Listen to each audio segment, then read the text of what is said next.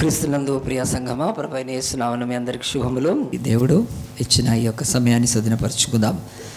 యేసు ప్రభు జన్మ ఈ నెలలో జరిగిందని, మరి మనందరం కూడా ఈ యొక్క నెల యేసు ప్రభు ఆయన జన్మించాడని మరి ఆధారాలు లేకపోయినా నమ్ముతూ యేసు జన్మ ఏ రోజో కంటే కూడా ఆయన ఎందుకు పుట్టాడో దాని మీద మనము దృష్టి కలిగిన వారమై ఉన్నాం కనుక, కానీ ఈ నెలలో దేవుని వాక్యము యేసు ప్రభు జన్మ గురించి నేర్చుకోవడము అది మనకు మేలుకరము కనుక అలాగ తలంచి ఈ డిసెంబర్ మాసంలో ఎక్కువగా యేసుకు జన్మకు సంబంధించిన విషయాలను మనం చూస్తాం. మొట్టమొదటిది మరి యేసు ప్రభు ఆయన ఈ లోకములో పుట్టినప్పుడు, లేకపోతే పుట్టాడని మనందరికీ తెలుసు, కానీ యేసు ప్రభు ఈ లోకములో పుట్టకముందు ఎవరికి తెలుసు? ఫస్ట్ మనం ప్రశ్న వేసుకోవాలి. ఎవరికి తెలుసు అంటే, నంబర్ 1 దేవునికి తెలుసు, తండ్రి అయిన దేవునికి తెలుసు. ఎందుకనంటే ఆ యొక్క తండ్రి అయిన దేవుడు కాలము పరిపూర్ణమైనప్పుడు తన కుమారుడిని పంపెను అని ఉంది. సో ఆ తండ్రి ఈ భూమి మీద తన కుమారుడైన క్రీస్తును పంపడానికి, పుట్టించడానికి ఆయన కాలము పరిపూర్ణమైందంటే ఏమి కాలం పరిపూర్ణమైంది? మనిషిని సిలువకేసి ఘోరంగా చంపే కాలం కావాలి. ఆ కాలము రోమీయులు ఈ భూమి మీద ప్రపంచాన్ని పరిపాలించినప్పుడు మరణ శిక్షగా ఆ యొక్క సిలువను వాళ్ళు ఉపయోగించారు. సో ఈరోజు ఎట్లాగున ఉరి తీసి ఉరి శిక్ష పడుతుంది అంటారు కదా, అలాంటి కాలం దేవుడికి తెలుసు ఎప్పుడో. కనుక ఆ యొక్క గ్రీకు సామ్రాజ్యం అంతరించిపోయి రోమా సామ్రాజ్యం ప్రపంచ వేదిక మీదకి వచ్చినప్పుడు వాళ్ళు సిలువలు వేసి చంపుతారు. ఎందుకంటే యేసు ప్రభు మరణము కొయ్య మీద, మాను మీద వేలాడాలి కనుక దానికి దేవుడు కనిపెడుతూ ఆ కాలం ఎరిగినవాడు కనుక పంపించాడు. సో తండ్రికి తెలుసు, యెహోవా దేవుడికి. ఇక రెండోది క్రీస్తుకు తెలుసా కదండి. క్రీస్తుకు తాను ఎప్పుడు పుడుతున్నాడో తెలుసా? ఖచ్చితంగా తెలుసు. ఇక్కడ కూర్చున్న మనందరికీ తెలుసా అండి మనం ఎప్పుడు పుడతామో? తెలిసిందా? ఉన్నారు అట్లాంటి వాళ్ళు ఇక్కడ కదా? ఇంపాసిబుల్ అది మానవుడికి. కానీ యేసు ప్రభువుకు తెలుసు తాను ఎప్పుడు పుడతాడో ఈ భూమి మీదకి. ఎందుకంటే జగత్తు పునాది వేయకుండాపే ఆయన వధింపబడిన దేవుని గొర్రె పిల్ల. ఆయనకు తెలుసు భూమి మీద ఒకరోజు ఆయన వధింపబడతాడు. సో ఆయనకు తెలుసు ఎప్పుడు పుడతాడో. ఇక మూడోది పరిశుద్ధాత్మదేవుడు, తండ్రి దేవుడు, కుమారుడి దేవుడు తెలుసు, పరిశుద్ధాత్మదేవుడు తెలుసు. పరిశుద్ధాత్మ ఎందుకనంటే బైబిల్లో ఆదికాండం 3వ అధ్యాయంలోనే 15వ వచనం ఉంటుంది కదా, ఇదిగో నీకును ఆ యొక్క స్త్రీ, నీకును ఆ యొక్క స్త్రీకి నీ సంతానమునకు నేను వైరము కలగజేస్తాను కదా, నీవు మడిమ మీద కొడితే ఆ యొక్క స్త్రీ సంతానం నీ తల చేత కొడతారని ఎవరు చెప్పారు? పరిశుద్ధాత్మదేవుడు. సో ఈ బైబిల్ అంతా మనకి ఇచ్చింది పరిశుద్ధాత్మదేవుడు కనుక పరిశుద్ధాత్మదేవుడు స్వరం. సో ఆయనకు తెలుసు, పరిశుద్ధాత్ముడు కూడా యేసు అనే ఆ యొక్క త్రిత్వంలోని రెండో వ్యక్తి. ఆ యొక్క యేసు ఎప్పుడు పుడతాడో, ఆ యొక్క క్రీస్తు ఎప్పుడు పుడతాడో పరిశుద్ధ. సో ఇప్పుడు పరలోకములో తండ్రి, కుమార, పరిశుద్ధాత్మకు తెలుసు, దేవుడికి తెలుసు. ఇంకా చెప్పాలంటే ఆయన దేవుడు కనుక తెలుసు అంటే ఒక దాంట్లో కాదండి. తర్వాత దేవుడితో పాటు కూడా పరలోకం నివాసుల్లో దేవదూతలకు కూడా తెలుసు, ఖచ్చితంగా తెలిసి ఉండాలి ఎప్పుడు పుడతాడు. కానీ అది ఎంత మాత్రం మనకు బైబిల్లో వివరణ లేదు కనుక ఒకటి మాత్రం చెప్పొచ్చు, దేవదూతలకు తెలుస్తుంది. కనుక ఎందుకు తెలుస్తుంది దేవదూతలకు అంటే అనేక సంగతులు, దేవుడి యొక్క సంగతులు దూతలు ఎరిగిన వారై ఉన్నారు కనుక. దాంట్లో మళ్ళీ దూతలు అనేక రకాలుగా ఉన్నారు. ప్రధాన దూతలు ఉన్నారు, ఆ తర్వాత కెరూబులు, సెరాపులు ఉన్నారు కనుక, ఆ తర్వాత 4 జీవులు ఉన్నారు, వాళ్ళు ఆత్మలే, దూతలే కనుక. ఇవన్నీ కూడా విస్తారం, కోట్ల దూతలు ఉన్నారు. కానీ అందరికీ తెలుసని నాకు కూడా తెలియదు, ఎందుకంటే బైబిల్లో అలాగ లేదు కనుక. కానీ ఒక దూతకు తెలుసు, గాబ్రియేలు దూతకు తెలుసు. ఆయన నేరుగా ఈ విశ్వంలో నిన్ని నక్షత్రాలు, కోట్ల నక్షత్రాలు, గ్రహాల మధ్యలో ఈ యొక్క భూమి అనే గ్రహం మీదకి ఆయన వచ్చాడు. ఆయన నేరుగా ఇశ్రాయేల్ ప్రాంతం, యూదయ ప్రాంతంలోని ఆ యొక్క గలిలయలోని నజరేతులోని మరియ ఇంటికి వెళ్ళి కదా, దేహప్రాప్తురాలా అని చెప్పినప్పుడు శుభవచనం, ఈ శుభం ఏమిటో అని చెప్పి ఆమె కన్ఫ్యూజ్ అవుతున్నప్పుడు, ఆ యొక్క ఆందోళన చెందుతున్నప్పుడు చెప్పాడు. అంటే దేవుడికి తెలుసు, ఆ తర్వాత దూతలకు కూడా తెలుసు యేసు ఎప్పుడు పుడుతున్నాడు. అంతే. ఇక భూమి మీద ఎవరికైనా తెలుసా ఎప్పుడు పుడతాడో యేసు ప్రభు? ఎవ్వరికీ తెలియదండి, ఇంపాసిబుల్ ఆయన. కానీ ఒకానొక నాడు, ఇప్పటి నుంచి 2000 సంవత్సరాల క్రితము, ఒక స్త్రీకి, కన్యక అయిన మరియమ్మకు తెలిసింది యేసు ప్రభు పుట్టే సమయము కనుక. నేరుగా వచ్చి ఆ యొక్క మరియమ్మకు ఆ యొక్క పరిశుద్ధాత్మ, ఆ యొక్క దేవదూత వచ్చి చెప్పినప్పుడు ఆమె కొంత ఆందోళన చెందింది. కానీ కాదమ్మా, నువ్వు పరిశుద్ధాత్మ ద్వారా నువ్వు గర్భం ధరిస్తావు, నీకు కుమారుడు పుడతాడు, అతనికి నువ్వు యేసు అంటే తన ప్రజలను తన పాపం నుండి రక్షించును కనుక అతనికి యేసు అని పేరు పెట్టాలి, నువ్వు పెడతావు అని చెప్పాడు. సో ఈ భూమి మీద మరియకు తెలుసు, ఎవ్వరికి తెలియదు యేసు ప్రభు ఎప్పుడు పుడతాడు, ఒక్క మరియకు తెలిసిందా అన్నాడు. సో మరియకు తెలిసి అక్కడికి అయిపోయిందా అంటే కాదండి. మరియకు అప్పుడు ఆమెకు నా పెళ్ళి కాలేదు అట్లా అని చెప్పి ఆమె పెళ్ళి కాకుండా ఎంగేజ్మెంట్ కాకుండా ఒక మామూలు కన్యక ఉండలేదు, ఆమె మధ్యస్థితిలో ఉంది. అంటే పెళ్ళికి ఎంగేజ్మెంట్ అయిపోయింది కనుక, ఆ యొక్క నిశ్చితార్థం అయిపోయింది కనుక, నిశ్చితార్థమైన వ్యక్తికి ఈమె ప్రెగ్నెంట్ అని తెలిస్తే అతడు వదిలిపెట్టేస్తాడు, లేకపోతే నింద వేయచ్చు. ఇంకా ఆనాడు యూదా ధర్మశాస్త్ర ప్రకారం రాళ్ళు పెట్టి కొట్టి చంపొచ్చు. ఎందుకంటే తను వంచి మోసం చేసి తను ఎవరు పెళ్లి చేసుకోబోతున్నాడు అతనికి చెప్పకుండా గర్భం ధరించిందంటే అది మోసమే కనుక అలాంటిది ఉందని చెప్పి అప్పుడు దేవుడు ఈ యొక్క భూమి మీద ఇంకొక వ్యక్తికి తెలియజేశాడు. అది మరియమ్మ నిశ్చితార్థం చేసుకున్న యోసేపుకి కనుక.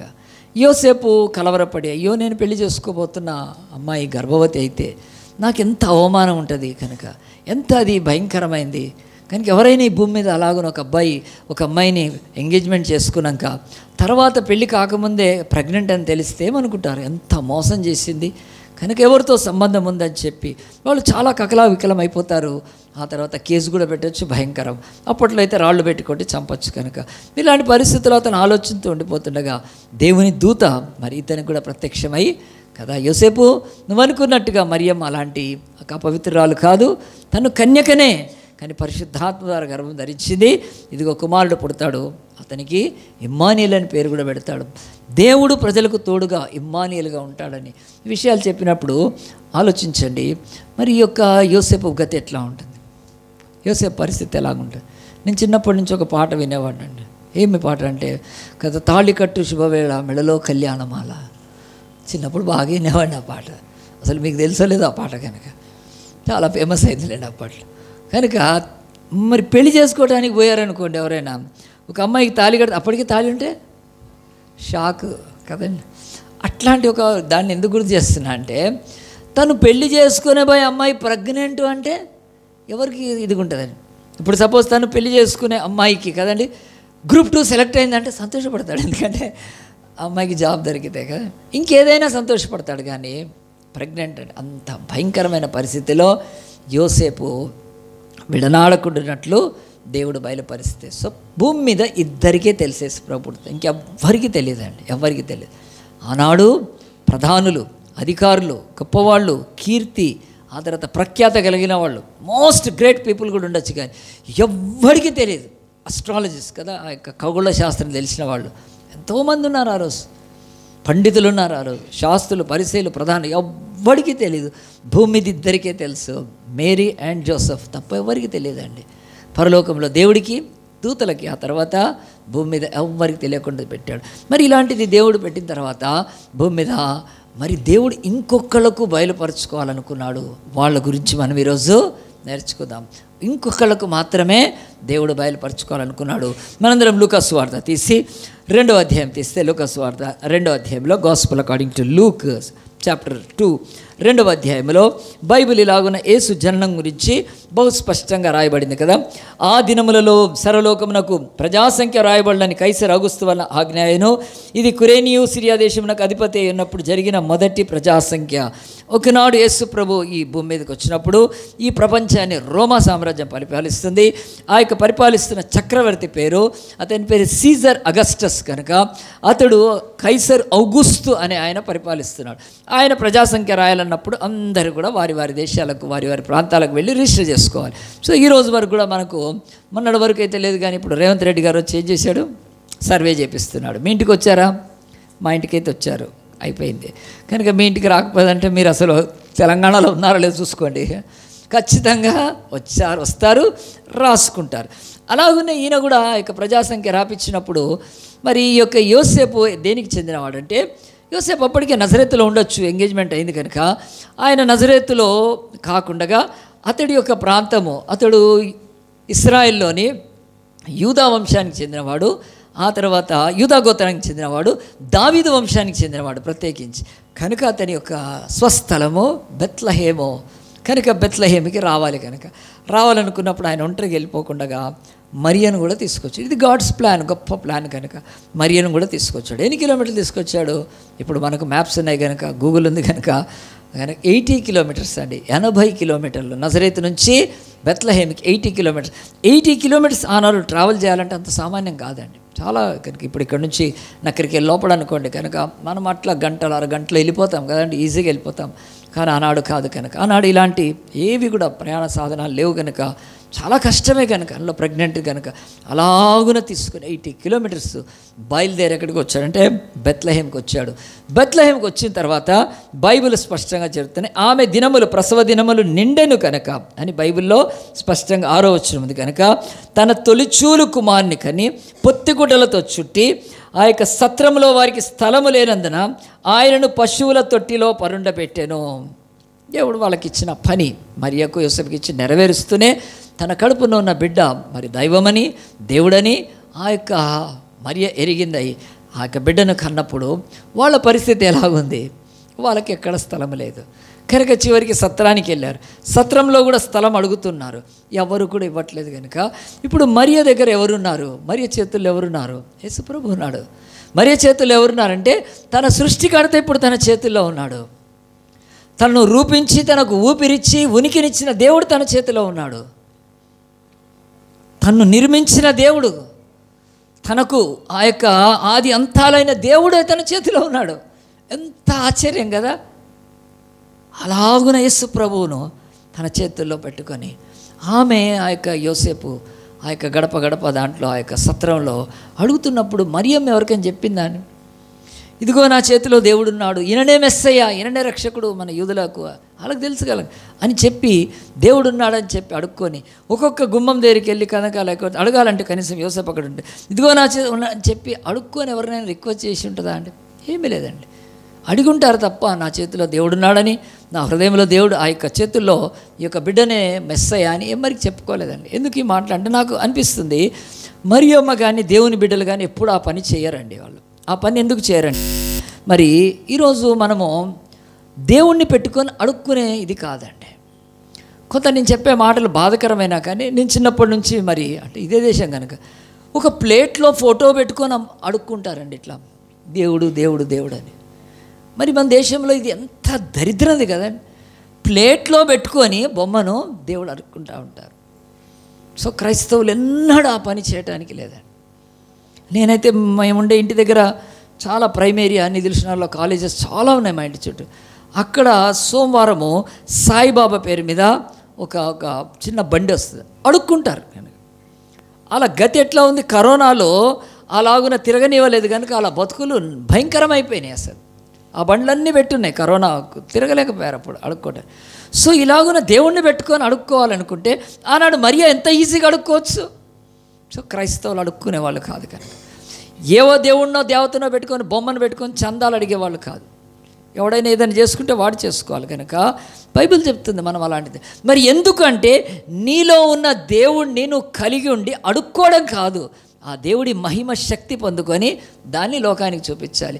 ఆయన ప్రేమను మనలో ఉంటే ఆయన ప్రేమను మనం చూపించాలి.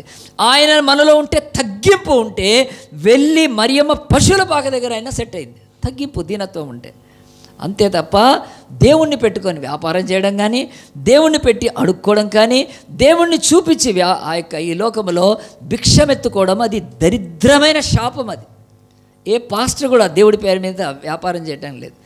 దొంగలు ఈరోజు వరకు దేవుడి పేరు మీద ఆయిల్ అమ్ముకుంటున్నారు, నూనె అమ్ముకుంటున్నారు, కర్చీఫ్లు అమ్ముకుంటున్నారు, ఈ యొక్క స్పాన్సర్షిప్స్ కోరుకుంటున్నారు. శాపం అది కనుక తన చేతిలో దైవం ఉన్నాడు కనుక యేసు ప్రభు కదండి, ఆయనని పెట్టుకొని ఆమె ఏ బిజినెస్ ఏమీ చేయలేదండి, ఏమీ అడుక్కోలేదు. ఆమె దేవుడు తనకిచ్చిన స్థితిలో ఆమె తన పని నెరవేరుస్తుంది తప్ప ఇంకేమీ అక్కర్లేదు.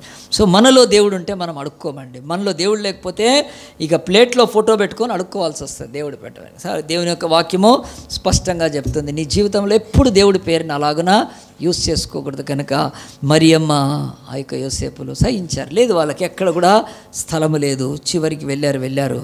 ఆ యొక్క సత్రం యజమాని అని ఉంటాడు, ఇదిగో ఇక్కడ ఏం లేదు, అక్కడ ఉందా పోతే అక్కడ పశువుల దగ్గర ఆ పశువుల పాక దగ్గరికి వెళ్ళిపోయారు. ఆ పశువుల పాక దగ్గరికి వెళ్ళి ఆ పశువుల పాకలో మళ్ళీ ఏముంటుంది, ఆ కాస్త క్లీన్ చేసుకొని అక్కడ మ్యాంచర్ ఆ యొక్క మరి తొట్టి ఉంది ఒకటి, ఆ తొట్టి కూడా ఎట్లా ఉంది, అది పగిలిపోయింది తొట్టి. అది నీళ్ళ తొట్టి, అది నీళ్ళ తొట్టి పగిలిపోయింది. పగిలిపోయిన తొట్టిలో కూడా నీళ్ళు పోస్తాడా? ఎవడు పోయాడు కనుక ఏం చేస్తారు? వదిలేస్తారు దాన్ని. దాని మీద కొంత గడ్డ ఉడ్డ వేసి తను పొత్తిగుడ్డలతో చుట్టూ అక్కడ యేసు ప్రభువుని పండుకోబెట్టిందండి. ప్రియ దేవుని బిడ్డలారా, బైబిల్ చెప్తుంది ఈ యొక్క యేసు ప్రభువు మనకి ఈ నేటివిటీ లేకపోతే దీన్ని రాసినప్పుడు ఆయన ఇలాంటి స్థలంలో ఎందుకు ఉన్నాడు? ఇది ప్రశ్న. మనకు ఇక్కడ ఒక ప్రశ్న వేసుకొని ముందుగా, యేసు ప్రభు ఆయన ఈ విశ్వాన్నంతా సృష్టించి ఆయన మహోన్నతమైన మహాఘనమైన స్థలంలో ఉండేవాడు. ఏ నరుడు, ఏ మానవుడు, ఏ దేవుని దూత ఆ యొక్క ప్రవేశించలేనంత తేజస్సులో, మహిమలో, అమరత్వంలో వసించే దేవుడు ఆయన. అలాంటి దేవుడు ఆయన భూమి మీద ఏ ధనవంతుడు, ఏ కోటీశ్వరుడు, ఏ జ్ఞానవంతుడు, ఏ యొక్క ఐశ్వర్యవంతుడి, ఏ కుబేరుడు, ఏ సంపన్నుడి కుటుంబాలలో కాకుండా పోనీ మిడిల్ క్లాస్ పేదవాళ్ళలో పేదవాళ్ళయి చివరికి ఒక పశువుల పాక దగ్గర కూడా ఆయన ఎందుకు ఉన్నాడు? ఎందుకు అక్కడ ఉన్నాడు ఆ స్థలం అంటే బైబిల్ ఆన్సర్ ఇస్తుంది. అది మనం నేర్చుకోవాలి. అదేమిటంటే దేవుడు ఆయన ఈ భూమి మీదకి వచ్చినప్పుడు మహోన్నతమైన స్థలం నివసించేవాడు. తను తాను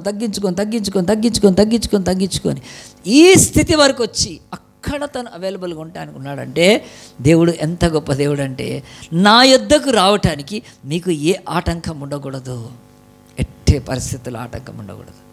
ఎవరైనా సరే నా యొద్దకు రాగలగాలి. I'm a god, you are my creation. నా బిడ్డలు కనుక నా దగ్గరికి రావటానికి ఎట్టే పరిస్థితులు ఆటంకం ఉండకూడదు. సో అందు గురించి ఆయన పశువుల పాక ఆ స్థలాన్ని కోరుకున్నాడంటే మనం ఆలోచించాలి. ఈరోజు వరకు బైబిల్ చెప్తుంది మరి ఈ యొక్క యేసు ప్రభు వేరే దగ్గర ఉంటే వేరే వాళ్ళు రావడానికి వీలు పడేది కాదండి. ఇంకెక్కడన్నా ఉంటే రాజు ఇంట్లో ఉన్నాడు, పుట్టాడు అనుకోండి, అలా ఉన్నాడు కదా హేరోదని రాజు, పుడితే అందరిని రాణిస్తారా? లోపలికి రానివ్వరండి. ఏదో మంత్రులు ఉంటే తప్ప ఇంకా ఆయన ఇంకా వేరే ఏదైనా స్థలంలో ఉంటే కూడా రానివ్వరు. కానీ ఆయన అక్కడ పుడితేనే రావటానికి, అక్కడ అవైలబుల్ ఉంటాను కనుక. ఈరోజు కూడా మనం ఎన్నో స్థలాల్లో మనం రాణిస్తారండి. ఎప్పుడైనా గర్ల్స్ హాస్టల్కి రాణిస్తారా బాయ్స్ని? దా బాబు వచ్చి కూర్చో అంటారండి? ఎప్పుడైనా వెళ్ళారా మీరు గర్ల్స్ హాస్టల్కి? వెళ్ళలేదు, కానీ అక్కడక్కడ తిరుగుతుంటారు. ఆలోచండి, మరి గర్ల్స్ హాస్టల్కి వెళ్ళారా? రాణిస్తారా లోపలికి? రానివ్వరండి కదా. ఇంక్లూడింగ్ మేల్ పెద్దవాళ్ళైనా పేరెంట్స్ అయినా సరే, ఒకవేళ జెంట్స్ ఉంటే చెప్తారు, సార్ మీరు మీ పాపనే కదా జాయిన్ చేసి మీరు అక్కడ ఉండండి, లోపలంతా గర్ల్స్ ఉంటారు, అది ప్రైవసీ, కానీ అది కంపల్సరీ కనుక. అలాగున కనుక ఆలోచించండి, ఒక గర్ల్స్ హాస్టల్లోకే రానివ్వరు. మరి గర్ల్స్ హాస్టల్ కాకపోతే గర్ల్స్ ఏం చేస్తారు? వాళ్ళే బయటికి వెళ్తారు. మా ఇంటి దగ్గర అంతా కూర్చొని ఉంటారు, వాళ్ళని ఇద్దరిని చూస్తూ ఉంటారు. అర్థమైంటుంది మీకు?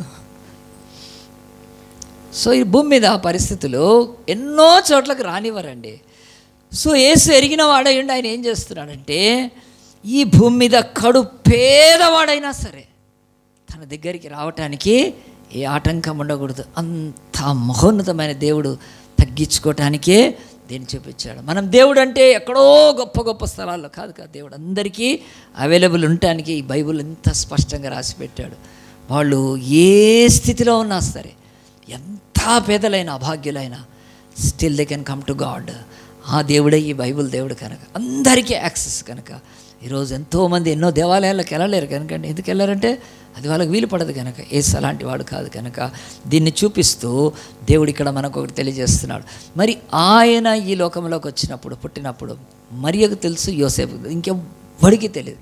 ఎందుకంటే మరియమ్మ వాళ్ళందరికీ చెప్పిందండి. ప్రెగ్నెంట్ అయినప్పుడు వాళ్ళ బంధువులందరికీ చెప్పేసిందా కదా? చెప్పలేదండి. చెప్తే అది చాలా డేంజర్. ఎందుకంటే వాళ్ళ మ్యారేజ్ ఇంకా ఆ యొక్క బెట్రోతలు జరిగి ఎంగేజ్మెంట్ జరిగిన స్థితిలోనే ఉంది. ఎంత డేంజర్ కనుక ఆ కుటుంబానికి అంత అవమానం అయిపోతుంది. మరియమ్మ కుటుంబం సైలెంట్గా ఉంది. ఆమె ఏం మరి యోసేపు చెప్పాడా ఏమన్నా? ఇదిగో నేను ఆ యొక్క వివాహం చేసుకోబోయే యొక్క మరియా ఆమె రక్షకునికి అంటుందంటే, అరే నోరు మూయరా అంటారు. ఏం మాట్లాడుతున్నావు అంటారు. అతని పరుగు పోతుంది, లేనిపోయిన డేంజర్ అయిపోతుంది. అతను ఎవరికి చెప్పలేదు, ఈ యొక్క మరియా ఎవరికి చెప్పలేదు. వాళ్ళిద్దరికీ తెలుసు. యెరూషలేములో ఆ యొక్క బెత్లెహేములో ఆ యొక్క యేసు ప్రభువును కన్న తర్వాత వాళ్ళ చేతిలో ఉన్నప్పుడు దేవుడు ఇంకొక పర్సన్స్కి బయలుపరుచుకున్నాడు. వాళ్ళ గురించి ఈరోజు వాళ్ళు ఎవరు అంటే తర్వాత ఉంది చూడండి దేవుని యొక్క వాక్యములో 8వ వచనం. ఆ దేశంలో కొందరు గొర్రెల కాపరులు పొలములో ఉండి రాత్రి వేళ తమ మందను కాచుకొనిచుండగా ప్రభుదూత వారి యొద్దకు వచ్చి నిలిచిన ప్రభు మహిమ వారి చుట్టూ ప్రకాశించిన. ఇక్కడ ఆ వ్యక్తులను దేవుడు బయలుపరుస్తూ గొర్రెల కాపర్లు కనుక షెపర్డ్స్ అని బైబిల్ చెప్తుందని. సో ఈ యొక్క మాట ఒకసారి షెపర్డ్స్ గురించి చూచి మనం ఇంకా ముందుకు వెళ్దాం. ఎవరి గొర్రెల కాపర్లు? యూదులే వాళ్ళు. జ్యూస్ పుట్టుకతో వాళ్ళు అబ్రహాం సంతానం, ఇస్సాకు, యాకోబు. సో జ్యూస్ కనుక యూదులు వీళ్ళు.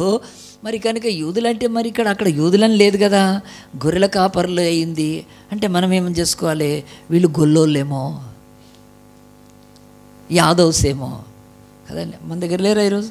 సో ఈరోజు గొర్రెల్ని ఆ యొక్క మందల్ని కాసే వాళ్ళని మన దగ్గర ఆ యొక్క యాదవ్స్, గొర్రె కాపరులు అని పిలుస్తున్నారు, గొర్రెల కాపరు. అలాగున ఈరోజు కుండలు చేసుకునేవాడిని కుమ్మరి అని చెప్పి, బట్టలు ఉతుకునేవాడిని సాకలని, చెప్పులు కుట్టేవాడిని మాదిగొండని, ఇలాగున కులాలన్నీ పెడుతున్నప్పుడు మరి ఆ దేశంలో కులాలు ఉన్నాయా? కాదండి. వాళ్ళందరూ యూదులు, ఆ దేశంలో కులాలు లేవు కనుక ఆ దేశంలో వాళ్ళందరూ కూడా ఇశ్రాయేలీలు. ఇశ్రాయేల్ యొక్క 12 ఆ యొక్క గోత్రాల్లో వాళ్ళు బెన్యామీను, రూబేను, షిమ్యోను, గాదు, నఫ్తాలి, ఆషేరు, వీళ్ళు ఉన్నారు. ఈ 12లో ఎవరో అయి ఉంటారు వాళ్ళు. రెండవది, వాళ్ళు ఆ యొక్క 12లో ఎవరైనప్పటికీ వాళ్ళు ఏ పనైనా చేసుకోవచ్చు, ఏ పనైనా చేసుకోవచ్చు అండి. వాళ్ళు గొర్రెలు కాసుకోవచ్చు, నో ప్రాబ్లం. చదువుకొని ఇంకేదైనా కావచ్చు, లేకపోతే సైన్యంలో చేరచ్చు, ఎనీ వర్క్ వాళ్ళు ఏదైనా చేసుకోవచ్చు. బైబిల్ చెప్తుంది స్పష్టంగా, ఆ దేశంలో ఇశ్రాయేలు మధ్యలో ఆ యొక్క కులం లేదండి. అలాంటిది వాళ్ళు వృత్తిని బట్టి కులాన్ని సృష్టించి ఆ యొక్క కులంతో ఈరోజు మనలాంటి దేశాల్లో నీచమైన ఏలుబడి ఉంది. ఈరోజు ఎంత నీచమైన ఏలుబడి ఉంది. ఈ కుల సంబంధమైంది సనాతన ధర్మం, సత్యనాశ ధర్మం. అది ఎంత దరిద్రపు సనాతన ధర్మం అని చెప్తున్నారే, అది ఎంత భయంకరమైంది. ఈ హైదరాబాదులో, ఈ హైతనగర్లో ఒక అమ్మాయి, ఎవరామె కానిస్టేబుల్, ఎవరు చంపారండి మొన్న? తమ్ముడు చంపేసేసాడు.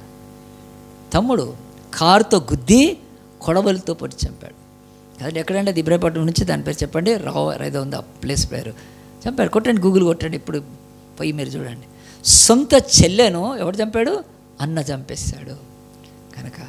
ఎందుకంటే ఆ అమ్మాయి కులాంతర వివాహం చేసుకుంది. పోయి ఇంకా వాడు ఏదో ఎస్సీ కూడా కాదు, ఆ యొక్క కుర్మోళ్ళు అనుకుంటా, కుర్మోళ్ళని చేసుకుంది. వీళ్ళు కుర్మోళ్ళు కాదు, వీళ్ళు సమ్ అదర్ కాస్ట్. ఒక కులస్తుడు పోలీస్ డిపార్ట్మెంట్లో జాబ్ సంపాదించుకొని ఒక అబ్బాయిని ఇష్టపడి పెళ్లి చేసుకుంటే, సొంత తమ్ముడు దారి కాసి, కాపు కాసి, కారుతో గుద్ది చచ్చిపోయే వరకు కొడవలతో నరికి చంపేశాడండి. కేసు ఈరోజు మన దగ్గర ఉంది. ఇక్కడే హైతనగర్ పోలీస్ స్టేషన్. అమ్మాయి చక్కగా ఉంది. అమ్మాయి అంతా ఒక మోడల్ లాగుంది, మోడల్కి పోలీస్ డ్రెస్ వేసినట్టుంది, అంత చక్కగా ఉంది. ఏమి చంపేసేసారు. ఎందుకంటే కులము కనుక. మన దేశంలో ఈ కుల వ్యవస్థ ఉంది కనుక వాళ్ళకు లేదు కనుక ఒక కులస్తుడిని ఈరోజు రానివ్వరు, మన టెంపుల్లోకి రానివ్వరు. ఎవడైనా కులస్తు టెంపుల్, ఆ యొక్క తక్కువ కులస్తు టెంపుల్లోకి వెళ్తే అపచారం అని ఆ టెంపుల్ అంతటిని పసుపు నీళ్లు పెట్టి, పాలు పెట్టి కడుక్కుంటారు. ఆ లోపడున్న ఆడు దేవుడు ఎట్లా అవుతాడు? ఒక కులస్తుడిని రావద్దు అని చెప్పేవాడు వాడెట్లా దేవుడు అవుతాడు? ప్రపంచంలో ఈరోజు 210 దేశాలు, కులం, జాతి, మతం, ప్రాంతం భేదం లేకుండా ఆరాధింపబడుతున్న దైవం యేసు ఒక్కడే. గట్టిగా చెప్పండి కొడదామా? దేవుడు స్పష్టంగా చెప్తున్నాడు. ఆయన దేవుడికి, ఆ యొక్క దేవుడి దగ్గర కులం ఉండదు. ఆ కులాలను సృష్టించి ఈరోజు పరిపాలిస్తున్న ఈ మనువాదం, బ్రాహ్మణవాదము ఇండియాను ఎక్కడ ఉండాలో అక్కడే పెట్టేసేసింది. ఈ నీచమైన సొంత ఆ యొక్క అక్కను తమ్ముడు చంపుతున్నాడంటే ఈ కుల వ్యవస్థలో ఉన్న ఎంత నీచం. ఎందుకు? వాడేమనుకున్నాడంటే నా బావ అన్యుడు కనుక, ఇప్పుడు నాకు బిడ్డ పుడితే వాళ్ళ కనుక, అంటే ఒకలాంటి నీచత్వం పెంచుకొని, ఆ కుల సంబంధం పెంచుకొని బతుకుతూ ఉంటే, ఈ కుల వివక్షలో నుంచి, ఈ కుల అంతరాల్లో నుంచి, ఈ కుల భేదాల్లో నుంచి దేవుడు మనల్ని విడిపించి ఆయన క్రీస్తు సంఘంలోకి తీసుకొస్తున్నాడు. కమ్మ సంఘం వాళ్ళు కమ్మ సంఘాన్ని వదిలిపెట్టి క్రీస్తులోకి రావచ్చు. ఆ యొక్క కురుమ వాళ్ళు వదిలిపెట్టి క్రీస్తు సంఘంలోకి రావచ్చు. యాదవులు వాళ్ళ సంఘం వదిలిపెట్టి రావచ్చు. ఏ సంఘంలో అయినా యేసుక్రీస్తు సంఘంలో, క్రీస్తు సంఘంలో కానీ క్రీస్తు సంఘంలోకి వచ్చినాక ఆయన ఏం చెబుతాడు? మళ్ళీ నీకు కులం ఉండకూడదు. ఈ ఎన్టీసీ దేనికి నిలబడదంటే, నీకు కులం కావాలంటే క్రీస్తుని వదిలిపెట్టు, రావద్దు, చర్చికి రావద్దు. నాలాంటి పాస్టర్లే చెప్పగలుగుతారు. చెప్తాను కదా, నీకు కులమే కావాలంటే క్రీస్తుని వదిలిపెట్టు, క్రీస్తే కావాలంటే కులాన్ని వదిలిపెట్టు, రావద్దు అసలు, చర్చికి కూడా మానేసి. ఎందుకంటే ఆ కంపు ఈరోజు ఆ యొక్క పోలీస్ కానిస్టేబుల్ అమ్మాయిని నరికి చంపుతుంటే ఎవడు ఆదుకున్నాడండి కదా? ఇప్పుడు నేను టీవీ ఇంత పెద్దదని చూపించాలా? నాకెందుకండి కదా? మీ చేతులందరిలో ఫోన్లు ఉన్నాయి, కొట్టి చూడండి కదా. హైతనగర్ పోలీస్ కానిస్టేబుల్ని కొట్టండి, ఉమెన్ కానిస్టేబుల్ వస్తూనే ఉంటుంది. చదువుకుంది 2 ఏళ్ళు 3 ఏళ్ళు ఇక్కడ హాస్టల్లో ఉండి చదువుకొని జాబ్ సంపాదించి ట్రైనింగ్ కంప్లీట్ అయ్యి మంచి ఉద్యోగము, కానిస్టేబుల్గా చేస్తూ ఆ యొక్క ఇబ్రహీంపట్నం నుంచి అక్కడ డ్యూటీ ఎక్కడ పడింది, డ్యూటీకి వెళ్తుంది, స్కూటీ మీద వెళ్తుంది, కొట్టి చంపేశాడు. ఆలోచించండి, ఇంకా చర్చెస్లోకి కులాన్ని ఎందుకు తీసుకొస్తున్నారండి? సో ఇంకా ఆ కులాన్ని ఎందుకు ఈరోజు ఎంటర్టైన్ చేస్తున్నారు? ఈరోజు ఎంత దరిద్రం అంటే కనుక ఎవడైనా సరే కనుక ఎన్టీసీలో మాత్రం కులం ఉంటే వదిలేయండి, అసలు ఎన్టీసీకి రావద్దు. మీరు క్రైస్తవులు అనుకునేది ఒక భ్రమ కనుక అదంతే, అది కేవలం ఒక ట్రాన్స్ కనుక మనం తప్ప క్రీస్తులో ఉన్న వాళ్ళకు కులం ఉండదు. కులం, జాతులు, మతాలను దేవుడు అలాగున శిలువ ద్వారా ఏకం చేసి ఆయన ఒక సంఘాన్ని కడుతున్నాడు, మహిమోన్నత సంఘం. దానికి ఉన్నంత అందము, బ్యూటీ ఎవరికి లేదు. నేను పంజాబ్కి వెళ్తే పంజాబ్లో నన్ను పాస్టర్ అని రిసీవ్ చేసుకున్నారండి. ఎంత చక్కగా ఒక చర్చ్ బిల్డింగ్ నేను డెడికేట్ చేశాను. పాటలు పాడుకుంటూ తీసుకెళ్లారు మమ్మల్ని వీధుల్లోంచి. ఇట్లా పాటలు వాళ్ళు కొట్టుకుంటూ, పంజాబ్ ఉంది నా దగ్గర, వీడియో కూడా ఉంది. 2018లో వెళ్ళి నేను ఆ యొక్క పంజాబ్లో ఒక చర్చ్ బిల్డింగ్ డెడికేషన్ చేశానండి, FMB వాళ్ళది. నాకు ఆ ఘనత దేవుడు ఇచ్చాడు. కానీ ఎంత చక్కగా, ఎవరు పంజాబ్ వాళ్ళు అండి, ఎవ్వరు మనకు తెలియదు, భయ్యా భయ్యా అని చెప్పి మాట్లాడుతున్నారు. మనకు అలాంటిది లేదు కనుక బైబిల్ అది చెప్తుంది. ఇక్కడ కాపర్లు అని అంటే, ఈ యొక్క గొర్రెల కాపర్లు అంటే వాళ్ళు యాదవ్స్ కాదు, గుర్తుపెట్టుకున్న వాళ్ళు గొల్లోలు కాదు, వాళ్ళు యూదులే. వాళ్ళందరూ టెంపుల్కి వెళ్ళగలుగుతారు. ఇక్కడ ఒక కులస్తుడు టెంపుల్కి వెళ్ళలేడు. ఒక కులస్తులు ఈ యొక్క భారతదేశంలో వాళ్ళు నమ్ముతున్న దైవాల దగ్గరికి వెళ్ళలేరు. ఆడు లోపడున్నాడు, ఆడు దిక్కుమాలినోడు, ఆడు ఒక రాయి కనుక ఆడేం చేస్తాడు? ఆ రాయిని నిలబెట్టి దేవుడిని మొక్కిస్తున్నారు కనుక ఆడేం చేయలేడు. ఆ రాయి అది రాయి ఒక బొమ్మ కనుక. ఇంకెక్కువ బొమ్మనైతే తీసుకుపోయి హుస్సేన్ సాగర్ లేచేస్తారు కదా, పెద్ద బొమ్మలు కనుక. ఆ దరిద్రము చర్చిలో లేదు, క్రీస్తులో లేదు, ఆనాడు యూదుల్లో కూడా లేదు. గొర్రెల కాపర్లైనా they can go to temple, ఆరాధించవచ్చు దేవుని. అందరికీ యాక్సెస్ ఇచ్చాడు దేవుడు ఆ రోజు ఆ యూదుల్లో. అలాంటి యొక్క కుల రహితమైన సమాజాన్ని క్రీస్తులో దేవుడు కడుతున్నాడు. అది పాసిబుల్ కనుక నా చర్చిలో నేను ఎంతోమందికి ఇంటర్ రిలీజియన్ మ్యారేజ్ చేస్తూ ఉంటాను. దాని కొరకు నిలబడతారు కూడా బిడ్డలు కనుక. అలాంటిది ఈ యొక్క బైబిల్ చూస్తే ఈ గొర్రెల కాపర్లు ఎవరో చెప్పాను, వాళ్ళు రెండవది వాళ్ళు టెంపుల్ షెపర్డ్స్ అంటే. టెంపుల్ షెపర్డ్స్, ఈ టెంపుల్ షెపర్డ్స్ ఏంటి? సింపుల్. టెంపుల్ షెపర్డ్స్ అంటే ఎవరైనా అన్నారనుకో, నేను కొటాక్ బ్యాంక్ ఎంప్లాయీని అంటే కదా, కొటాక్ బ్యాంక్ ఎంప్లాయీ అంటే అక్కడక్కడ ATMs ఉంటాయి, వాళ్ళ దగ్గర పెట్టచ్చు వాళ్ళని కదా, ఇంకెక్కడ. అలాగున్నే వీళ్ళు టెంపుల్ షెపర్డ్స్ అంటే దేవాలయానికి విస్తారమైన గొర్రెలు ఉంటాయండి. ఎందుకు వాటిని బలులు ఇస్తుంటారు కనుక. అన్నాడు క్రీస్తు రాకముందు కనుక మోషే ధర్మశాస్త్ర ప్రకారము దహన బలి ఇవ్వాలి, సమాధాన బలి ఇవ్వాలి, అపరాధ బలి ఇవ్వాలి, పాప పరిహార్థ బలి ఇవ్వాలి. ఆ యొక్క కుష్ఠువాదోడు శుద్ధీకరణ కొరకు 3 గొర్రె పిల్లల్ని తేవాలి. కంటిన్యూగా గొర్రెలు ఆ యొక్క ఉండేవి కనుక.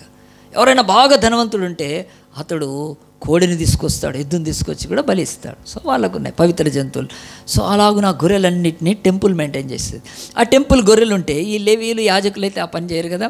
కనుక ఎవరు పేదవాళ్ళు ఉన్నారు, ఎవరు గొర్రెల కాపర్లు అంటే వాళ్ళకి అప్పచెప్తే ఈ కాపర్లు వాటిని కాస్తూ ఉండేవాళ్ళు. తీసుకెళ్ళి ఎప్పుడు తెమ్మన్నా తీసుకొని రావాలి, బలులు అర్పించాలి. స్పెషల్గా ఎప్పుడు ఆ యొక్క ఎవరిది వాళ్ళు తీసుకొస్తారు. ఇప్పుడు ఎవరు బలి అర్పిస్తే వాళ్ళ గొర్రెని తీసుకొస్తారు. కానీ పండగలప్పుడు, ఉత్సవాలప్పుడు టెంపుల్ అనేకమైన బలులు ఇస్తుంది.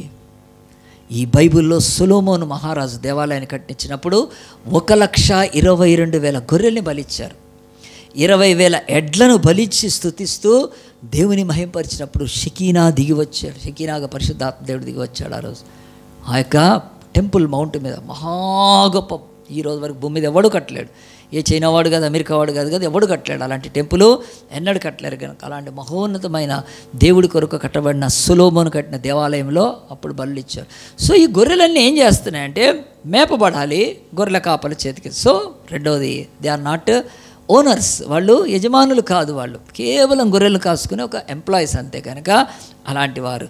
ఇక మూడవది, ఈ యొక్క గొర్రెల కాపుల విషయం చూస్తే వీళ్ళు సమాజంలో అట్టడుగు స్థాయి.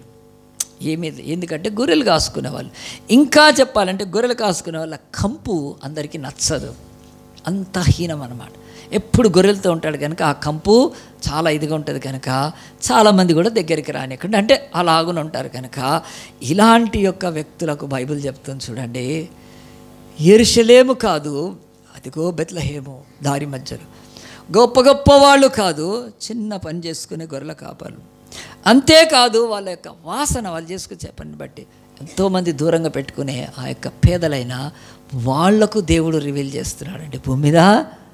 దేవుడికి తెలుసు, దూతలకు తెలుసు, మరియకి తర్వాత నెక్స్ట్ ఎవరు కోరుకున్నాడంటే ఈ గొర్రెల కాపర్ల దేవుడు ఆయన ఇష్టపడి వాళ్ళకు తెలియజేస్తున్నప్పుడు ఏముందో చూద్దాం. చూడండి బైబిల్లో లూకా సువార్త 2వ అధ్యాయము ఆ తర్వాత 9వ వచనం, ప్రభు దూత వారి యొద్దకు వచ్చి నిలిచాను, ప్రభు మహిమ వారి చుట్టూ ప్రకాశించిన వారు మిక్కిలి భయపడారు. ఎందుకంటే ఆళ్ళీలు కాదు, దేవదూత మన దగ్గరికి వచ్చినప్పుడు మామూలు భయం కాదు, ఉనికిపోయి ఉంటారు, మిక్కిలి భయపడ్డారు. అయితే ఆ దూత భయపడకుడి. 10వ వచనం, ఇదిగో ప్రజలందరికీ కలుగు మహాసంతోషమైన సువార్తమాన్ని నేడు మీకు తెలియజేయుచున్నాను. దావీదు పట్టణమందు నేడు ఈరోజు రక్షకుడు మీ కొరకు పుట్టి ఉన్నాడు, ఈయన ప్రభు అయిన క్రీస్తు. దానికి ఇదే మీకు ఆనవాలు, ఒక శిశువు పొత్తిగుడ్డలతో చుట్టబడి తొట్టిలో పండుకొని ఉంటే మీరు చూసేదనని వారితో చెప్పాను. బైబిల్ ఒక ఇన్ఫర్మేషన్ ఎవరు ఇస్తున్నారండి? దేవుని దూతలు వచ్చి వాళ్ళు ఫస్ట్ గాస్పెల్ని ప్రకటించారు, సువార్తను ప్రకటించారు.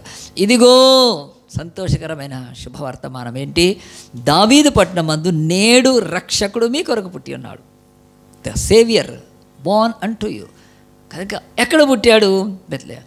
మరి ఆయన గురించి తెలుసుకోవటానికి దానికి ఇదే మీకు ఆనవాలు, ఒక శిశువు పొత్తిగుడ్డలతో చుట్టబడి ఒక తొట్టిలో పండుట మీరు చూచెదరు, అంతే ఆనవాలు. రెండే రెండు.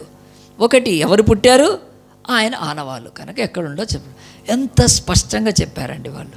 సో ఈరోజు వరకు కూడా బైబిల్ ఏం చెప్తుందంటే, ఈ భూమి మీద దేవుని దూతలు బోధించినప్పుడు చెప్పినప్పుడు వాళ్ళు ఏం కన్ఫ్యూజ్ కాలేదండి కదా.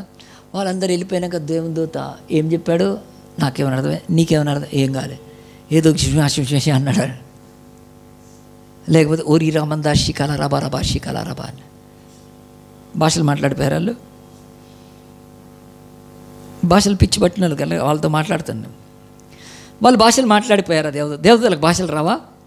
నీ మొహానికి వస్తే వాళ్ళకి ఇంకేం రావాలి? ఈ భాషలు మాట్లాడే వాళ్ళ గతి ఎట్లా ఉందండి? భాషలు ఏం మాట్లాడదు, ఖచ్చితంగా చెప్తున్నారు. దావీదు పట్టణమందు, అది బెత్లెహేం కనుక. ఎందుకు దావీదు పట్టణం బెత్లెహేం అంటే దావీదు వంశం వాళ్ళు అక్కడే కనుక. వాళ్ళ నాన్న జెస్సీ యెషయా యొక్క స్థలము కనుక. ఆ యొక్క రాహేలు బెన్యామిని పుట్టిన ఆ యొక్క యోసేపు వాళ్ళ మమ్మీది. సో బైబిల్ అంతా చెప్తుంది. రూతు బోయజుని చేసుకుంది బెత్లెహేమే. సో కనుక ఆ ప్రాంతం గురించి చెప్పినప్పుడు కరెక్ట్ ఎక్కడో చెప్తుంది. నువ్వు రీకాబాలా షీకాలా రేబియా అంటే దానికి ఏం డీకోడ్ ఉందా? ఏం చేయగలుగుతావా?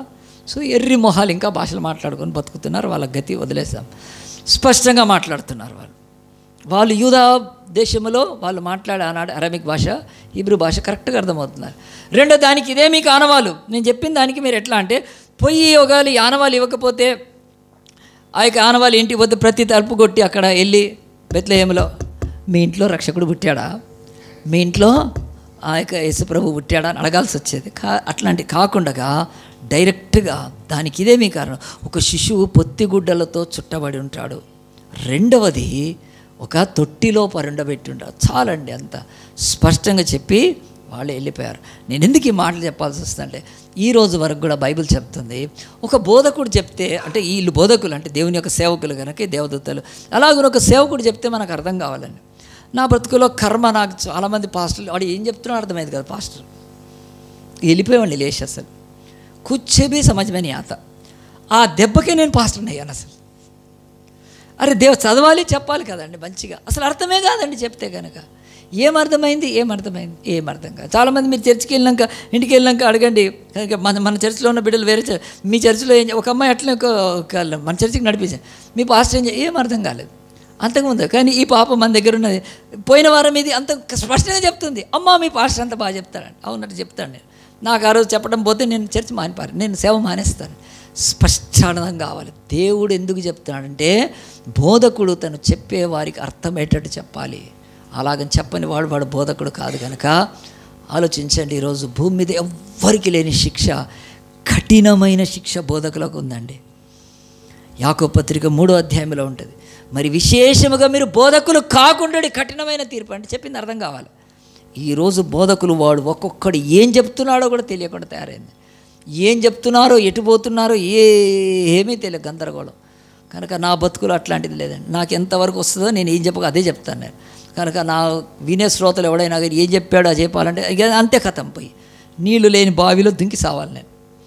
కానీ గుర్తుపెట్టుకోండి, టీచింగ్ అనేది అంత భయంకరంగా దేవుడు ఆనాడు పౌలు రాస్తున్నాడు కనుక ఆయన యాకోబు రాస్తున్నాడు ఏమన్నంటే, మీరు బోధకులు కాకుండా దొంగల కంటే ఎక్కువ తీర్పు ఈరోజు బోధకులకు ఉందండి. నరహంతకుల కంటే మాకు ఎక్కువ తీర్పు ఉంటుంది కనుక, ఈరోజు మోసగాళ్ళ కంటే ఎక్కువ తీర్పు మాకు ఉంటుంది కనుక, వ్యభిచారులను తీరుస్తాడు దేవుడు, కానీ వాళ్ళకంటే ఎక్కువ తీర్పు. ఎందుకంటే నువ్వు చెప్పావు కనుక, నువ్వు సరిగ్గా చెప్పి ఉంటే ఈరోజు వీళ్ళు నశించిపోయాలి. దేవుడు కాపర్లను, బోధకులను భయంకరమైన శిక్ష, కనుక బైబిల్ రాసింది, కాకండి మీరు బోధకులు అంత తొందరగా ఊకని పెట్టుకొని వెళ్ళిపోకండి పాస్టర్లమని. దేవుడు అంత డేంజర్గా చెత్త పాస్టర్లు ఎక్కువైపోయారు కనుక ఈరోజు ఈ బాధకు నేను చెప్పాల్సి వస్తుంది. బైబిల్ చెప్తుంది కనుక దేవదూతలు చెప్తే వాళ్ళకి ఎంత క్లియర్గా అర్థమైందండి. అట్లా చెప్పాలి కనుక అర్థమయ్యేటట్టు. ఇప్పుడు చిన్నప్పటి నుంచి మన స్కూల్లో టీచరు చెప్పింది, పిల్లలు ఏం అర్థమవుతలేదు టీచర్ చెప్పిందంటే ఇంకంతే సంగతులు. ఇంట్లో అమ్మ చెప్పగలుగుతానండి, మళ్ళీ చెప్పలేదు కనుక అంత స్పష్టంగా దేవుడు బోధకులను గద్దిస్తున్నాడు, చెప్తున్నాడు. మీరు అర్థమయ్యేటట్టు చెప్పండి, లేకపోతే ఊరుకోండి. సో ఈరోజు గందరగోళం ఎక్కువైపోయింది కనుక బోధకులు లేక ఇక్కడ వీళ్ళు బోధకులు లేకపోతే ఆ సేవకులు దేవదూతలు చెప్పినాక స్పష్టంగా వాళ్ళు ఏం చేశారు. ఇప్పుడు మన దేనొకసంలో ఈ యొక్క మొదటి కాపర్లు వాళ్ళు ఎలాగున ఈ యొక్క బ్లెస్సెడ్నెస్ కలిగి అంటే వాళ్ళ జీవితంలో 3 చెప్తాను. నంబర్ 1 వాళ్ళు ఏం చేశారో చూడండి. అక్కడ దేవుని యొక్క వాక్యంలో చెప్తుంది, దావీదు పట్టణం మంది నేడు రక్షకుడు మీకు పుట్టినాడు, దానికి ఇదేమి కానవాలు. ఒక శిశువు పొత్తిగులతో చుట్టబడి తొట్టిలో పరిగెంటుకుంటే మీరు చూసారని వారితో చెప్పాను. వెంటనే పరలోక సైన్యం సమూహం ఆ దూతతో కూడి నుండి సర్వోన్నతమైన స్థలంలో దేవునికి మహిమ, ఆయనకి ఇష్టలేని వారికి భూమి మీద సమాధానం కలుగును గాక అని దేవునికి ఫస్ట్ క్యారల్స్ అంటారండి. ఫస్ట్ క్యారల్స్ మనుషులు కాదు, దేవుని దూతలు పాడారు. క్యారల్స్ అంటే పాటలు పాడడం కనుక వాళ్ళు ప్రభువును స్తుతించారు కనుక ఇలాగున ఇప్పటికీ స్తుతించవచ్చు. కానీ అది దేవుని యొక్క సన్నిధిలో ఇంకో సబ్జెక్టు. అయితే అలాగున స్తుతించి వాళ్ళు దేవునికి మహిమని పరుస్తూ వెళ్ళిపోయారు. ఎందుకు వాళ్ళు స్తుతించారు? భూమి మీద రక్షణ లేదు కనుక రక్షకుడు పుట్టాడు, అంతే సింపుల్. కనుక రక్షకుడు కొరకు ఎన్నో వేల సంవత్సరాల నుంచి కనిపెడుతున్నారు, ఇప్పుడు దేవుడు ఆ కార్యాన్ని జరిగించాడు కనుక అంతే. కనుక మనందరం కూడా మరి హైదరాబాద్లో మెట్రో వచ్చినప్పుడు సంతోషించామా? సంతోషించాము. కానీ ఏం ప్రయోజనం? సీటు దొరకదు కదా, ఇంకా అంతే. కనుక ఇంకేం చేస్తాం? కానీ దేవుని కాదండి, వాళ్ళు దేవతలు ఎందుకు సంతోషిస్తున్నారు? ఇక మానవులకు రక్షణ కలుగుతుంది, మంచి రక్షణ కలుగుతుంది అని చెప్పి వాళ్ళు సంతోషించి పాటలు పాడారు. ఆ పాటలు పాడినాక బైబిల్ ఆ యొక్క 15 ఆ దూతలు తమ యుద్ధ నుండి పరలోకంలో వెళ్ళిన తర్వాత ఆ గొర్రెల కాపరులు జరిగిన ఈ కార్యములన్నీ ప్రభువు మనకు తెలియజేస్తున్నాడు కనుక మనము బెత్లెహేమునకు వెళ్ళి చూతుము రండి ఒకరితో చెప్పుకొని త్వరగా వెళ్ళి మరియను యోసేపును తొట్టిలో పడిన శిశువును చూచిరి. గట్టిగా చెప్పలు కొడదామండి. ఈ యొక్క కాపరులకు, ఈ షెపర్డ్స్కి దేవుడు చెప్పినప్పుడు వాళ్ళ జీవితాల్లో 3 థింగ్స్ మనం అవుట్గా చూడొచ్చు. అదేమిటంటే దే రిసీవ్డ్ విత్ ఫెయిత్. వాళ్ళకు దేవుడిచ్చిన శుభవర్తమానం, ఆ యొక్క గుడ్ టైడింగ్స్ని వాళ్ళు ఫెయిత్తో స్వీకరించారండి. ఈరోజు చాలామంది భూమి మీద దేవుడి యొక్క ఈ శుభవర్తమానాన్ని వాళ్ళు స్వీకరించట్లేదు. ఆ యొక్క విశ్వాసం చేత ఏమో ఈ దేవదూతలు వచ్చిపోయారు, ఇట్లా కెలుగొట్టుకొని పోతారు, ఏం చెప్పారో కదా, ఇది నిజమో కాదో, ఇది అవునో కాదో, మనకెందుకు, మనం ఈ గొర్రెలను వదిలిపెట్టిపోతే మనకు ఊరి మన జాబులు పోతాయి, గొర్రెలు దొంగిలిస్తే రాత్రిలో అని చెప్పి వాళ్ళు ఫెయిత్ లేకుండా అవుట్ ఆఫ్ ఫెయిత్ వెళ్ళలేదండి. వాళ్ళు దే బిలీవ్డ్, వాళ్ళు ఫెయిత్ ఉంచారు. ఏం చేశారు? వెళ్ళి ఆ యొక్క యేసుప్రభు దగ్గర కంటే బైబిల్ చెప్తుంది ఫస్ట్ రిసీవ్డ్ విత్ ఫెయిత్. దేవుడు మనల్ని దర్శించి, దేవుడు తన వాక్యాన్ని మనకిస్తే, దేవుడు మన శుభ సమాచారాన్ని మనకి ఇచ్చినప్పుడు దాన్ని ఫెయిత్తో రిసీవ్ చేసుకోవాలండి. ఈరోజు ఎంతమంది అలాంటి స్థితిలో లేకున్నారు. దేశాలకు, గ్రామాలకు, ప్రజలకు, కులాలకు, తెగలకు స్వార్థ చెప్తుంటే వీళ్ళలాగా రిసీవ్ చేసుకుంటున్నారండి? నో, అస్సలు ఫెయిత్ లేదు కనుక ఆ విశ్వాసం ద్వారా దాన్ని స్వీకరించకుండానే ఉండిపోయారండి. ఎంత భయంకరం కనుక భూమి మీద అనేకులు అలాగూ ఉండిపోయారు. మీరు పాత నిబంధనలో ఒక ఘటన చేయండి ఒకసారి, అది మీకు ఆ యొక్క దేవుని యొక్క సన్నిధిలో ఇది చెప్పినప్పుడు ఏం జరిగింది.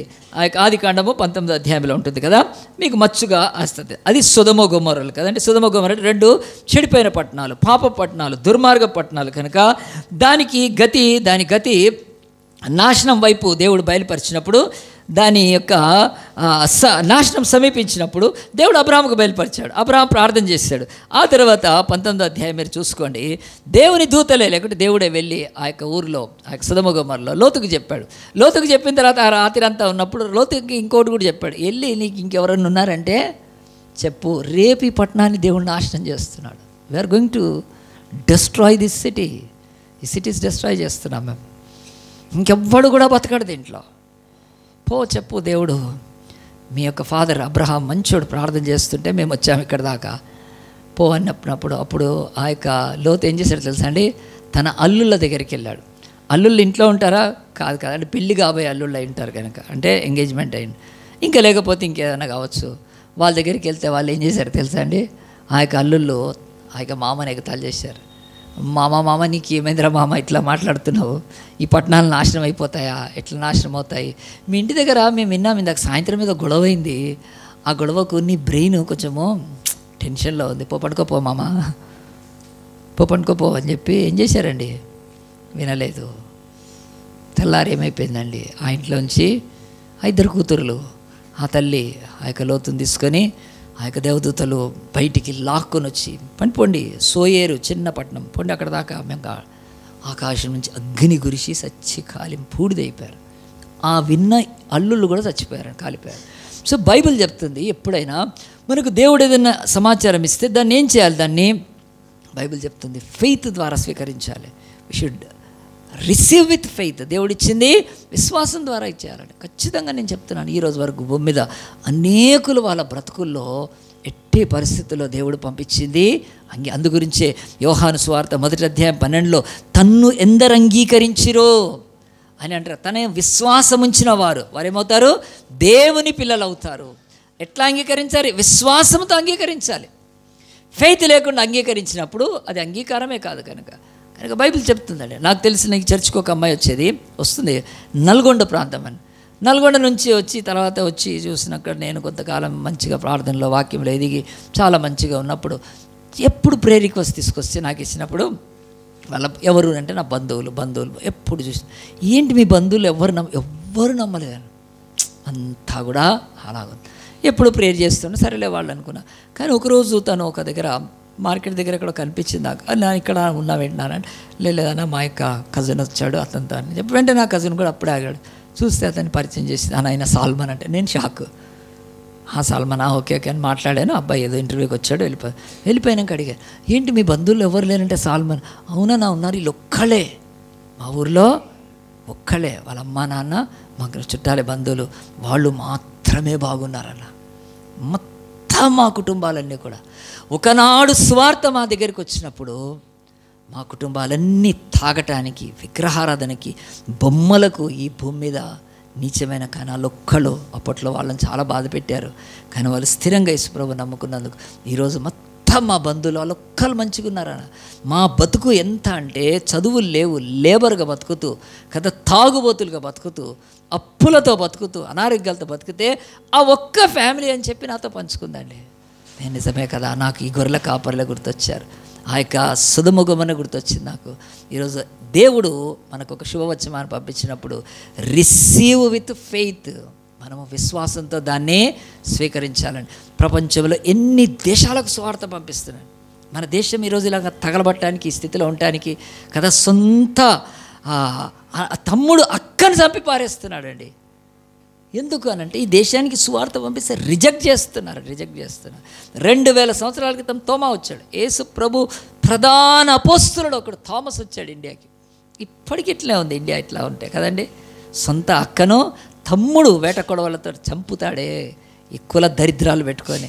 కానీ మరి కొరియాలో అండి, కొరియాకు ఓన్లీ 200 years, మనకు 2000 years. కొరియాకి 200 years.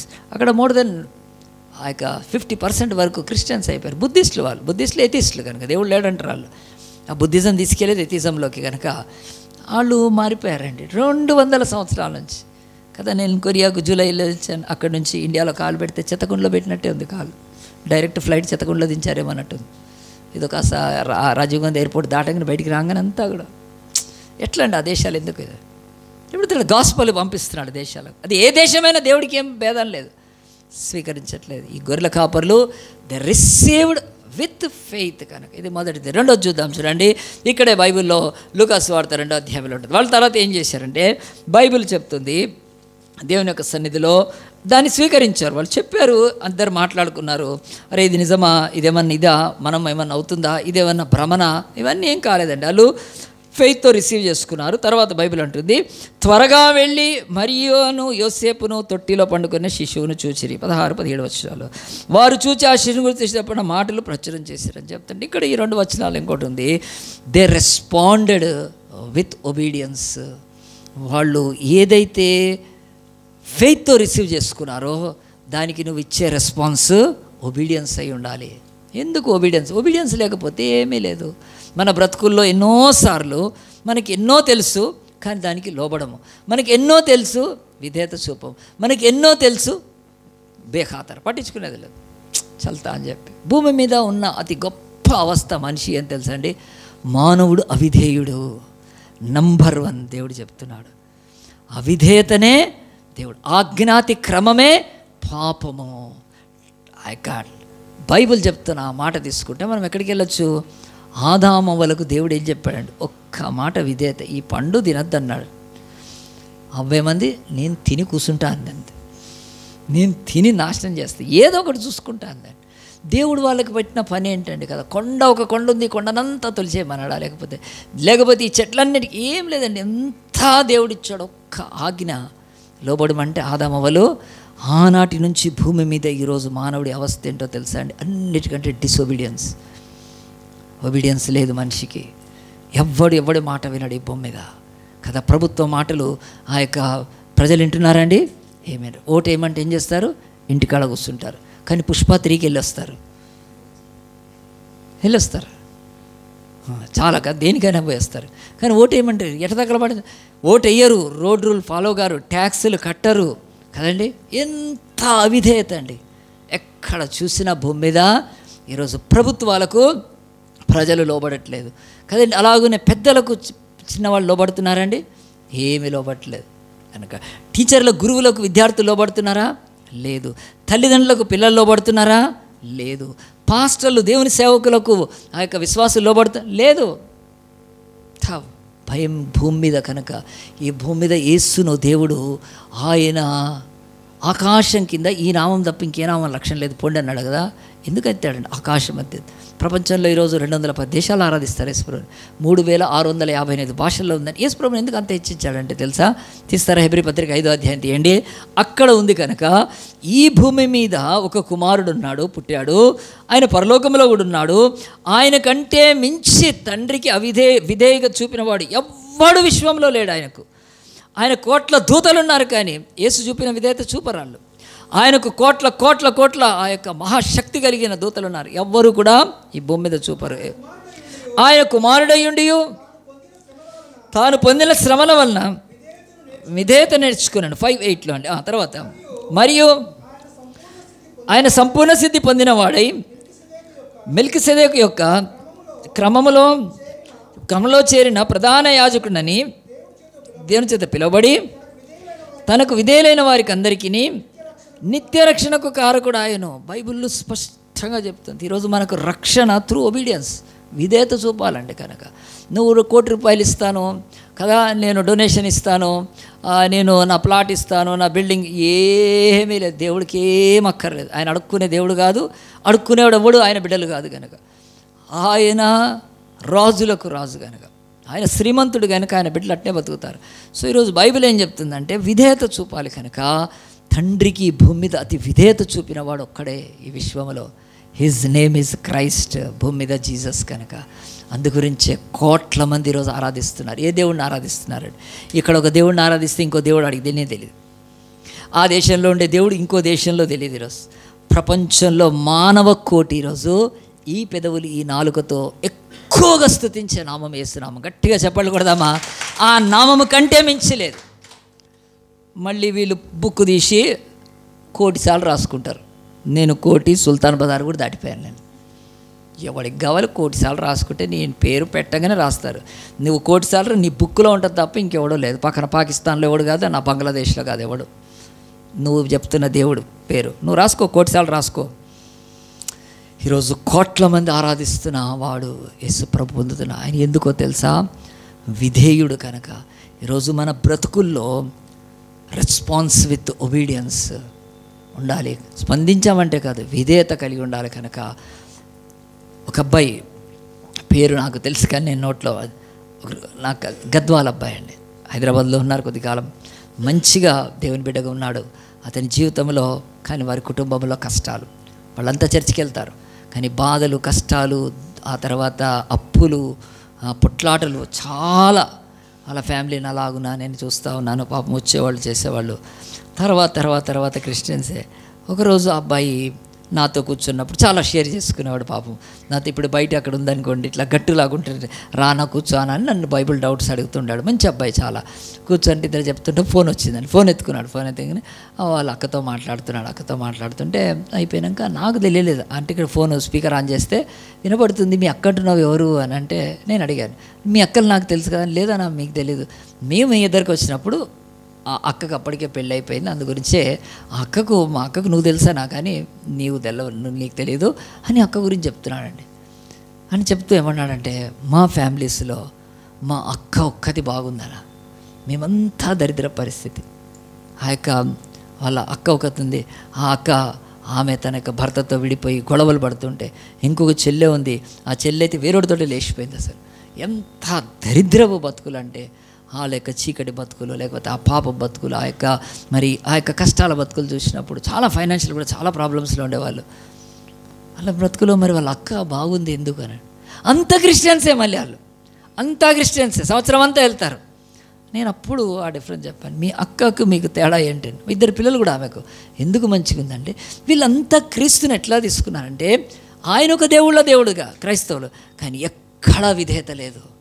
ఆ అక్క విధేయత చూపి తను రక్షణ పొందినప్పటి నుంచి నీతిలో, విశ్వాసంలో, భక్తిలో, పరిశుద్ధతలో, దేవుడి ఇచ్చే సాక్ష్యంలో ఆమె కొనసాగుతుంది. కనుక మనకి ఎంత వాక్యం తెలిస్తే ఏమీ లేదండి, ఇంకా మొత్తం బైబిల్ అంతా తెలిసినా ఏం జీరో. మనం విధేయత చూపినప్పుడే కనుక ఆ యొక్క గద్వాల అబ్బాయి విషయంలో నిజమే కదా, మీరు కూడా నామినల్ క్రిస్టియన్స్ ఉన్నంతవరకు మీ బతుకులు ఇంతే. ఇంకా మీ ఇంట్లో ఒక్కతన్న మీ అక్క బాగుంది కనుక ఏమి సహాయం కావాలన్నా వాళ్ళ అక్కే చేస్తుంటుందండి. ఆ బావ మంచోడు కనుక పర్వాలేదు చేస్తున్నాడు. ఈరోజు బ్రతుకుల్లో బైబిల్ చెప్తుంది, మనకు ఆలోచించండి, చాలామంది రెస్పాండ్ అవుతున్నారు, కానీ ఆ రెస్పాన్స్లో ఏమి లేదండి, ఒబీడియన్స్ లేదు. నామకే వాస్తే ప్రతిదీ చేయాలండి కదా, టైంకి రమ్మని చెప్తాను, ఆరాధించమని, పాట పాడమని, దేవుని వాక్యం నేర్చుకోమని, ఆ తర్వాత మంచిగా సాక్షులుగా బతకడానికి ఎన్ని ఆజ్ఞలు ఉన్నాయి, ఏమీ లేదు కనుక ఎప్పుడు డబ్బులు అని కొదవతో బతుకుతుంటారు. బైబిల్ చెప్తుంది కదా, మరి ఆయన నీకు రిక్తుడయ్యాడు ఆయన కదా, నిన్ను ధనవంతి ఎక్కడుంది ఆ సీక్రెట్? బైబిల్లో కదా, ఆ వాక్యం నేర్చుకొని. కనుక అలాంటి బ్రతుకుల్లో బైబిల్ చెబుతుంది, నీ జీవితంలో రెస్పాండ్ విత్ ఒబీడియన్స్. ఎన్ని వాక్యాలు తెలిసినా వ్యర్థమే. కనుక మూడవది నేను చెప్పి ముగిస్తాను. తర్వాత ఏం చేస్తారంటే, వీళ్ళు అలాగున ఈ యొక్క కాపర్లు వెళ్ళిపోయారు కదండి. వెళ్ళిపోయిన తర్వాత చూసిన తర్వాత వాళ్ళ స్పందన ఏంటో మనం చూసి వాక్యం ముగిస్తాం. లూకాసు వార్త 2వ అధ్యాయం తీద్దాం. 2వ అధ్యాయం తీసి, ఇదిగో ఈ యొక్క కాపర్లు భూమి మీద ఫస్ట్ యేసు ప్రభువుని చూసిన తర్వాత యేసు ప్రభువుని వారు ఆరాధించారు, లేకపోతే సంతోషపడ్డారు. బైబిల్ 17వ వచనంలో, వారు చూచి శిశువుని గురించి తమతో చెప్పే మాటలు ప్రచురం చేసిరి. గొర్రెల కాపరులు తమతో చెప్పిన సంగతులను గురించి వినవారందరూ మిక్కిలి ఆశ్చర్యపడ్డారు. అయితే మరియు ఆ మాటలన్నీ తన హృదయంలో తలపోసుకొని భద్రం చేసుకుంది. అంతటా ఆ గొర్రెల కాపరులు తమతో చెప్పబడినట్టుగా తాము విన్నవాటిని కన్నవాటిని గురించి దేవుని మహింపరచుతూ స్తోత్రము చేయొచ్చు తిరిగి వెళ్ళిరి. మూడవది, లాస్ట్ది కదండి, they have rejoiced with proclamation. Rejoiced with proclamation అంటే వాళ్ళు గొప్పగా సంతోషపడుతూ దాన్ని ప్రచురం చేస్తూ పోయారు. తెల్లవారి వరకు కాదు, వెళ్తూనే గంతులు వేసుకుంటూ, పాటలు పాడుకుంటూ, మేము రక్షకుని చూచాము, మెస్సయ్యను చూచాము, దేవదూతలు చెప్పింది మేము ఏమి విన్నామో వాటిని చూస్తున్నాం, విన్న వాటిని కన్న వాటిని పోల్చుకుంటే మంచిగా మ్యాచ్ అవుతుంది. దేవదూతలు ఏమి చెప్పారో అట్లానే చూసాం, ఆయనే కదా రక్షకుడు అని చెప్పి వాళ్ళు ఆనందంతో, సంతోషంతో వాళ్ళు వెళ్ళిపోయారండి. చాలాసార్లు ఈరోజు మనం కూడా రక్షకుని చూస్తే అలాగ వెళ్తాం. చాలాసార్లు చర్చలకు వచ్చి నాకు అది లేదు ఇది లేదని ఆ కీడు మొహాలు వేసుకుంటుంటే, నీ బ్రతుకులను ఒక్కసారి రక్షకుడిని వీళ్ళలాగా ఒకవేళ చూడగలిగితే నీ జీవితంలో గొప్ప సంతోషం ఉంటుంది. ఆ సంతోషం పొంగి పొర్లి అది అనేకులకు చెప్పడానికి ఉపయోగపడుతుందండి. ఆలోచించండి, మనం చాలాసార్లు చర్చిలోంచి వెళ్ళి బయటికి ఎవరికైనా చెప్పగలుగుతున్నామా? ఎవరికైనా ఈ సంతోషాన్ని పంచుకోగలుగుతున్నామా? ఎప్పుడు మనమే ఏడుపు మొహాలు వేసుకొని కూర్చుంటే ఓ ఏడుపు దాని దగ్గర పోకూడదు అనుకుంటున్నారా? ఎంత డేంజర్ అండి. ఈడు చూస్తే ఎప్పుడు ఇట్లే అండి. అసలు ఆ జాయ్ కదా, హ్యాపీనెస్ మనలో కనిపిస్తుందా? తెలుస్తుందా అండి? ఆలోచించండి. నేను గుజరాత్ వాళ్ళ మీద వాక్యం చెప్పేవాడిని అండి, హిందీలో వాక్యం చెప్పేవాడిని. ఒక 30 మంది వాక్యం నేను మంచి హిందీలో వాక్యం చెప్తూ వాళ్ళకు నేను ఒకసారి అడిగాను, మీ జీవితంలో మిరకిల్ ఎప్పుడైనా జరిగిందా అని అడిగితే వాళ్ళు జరిగిందన్నారండి.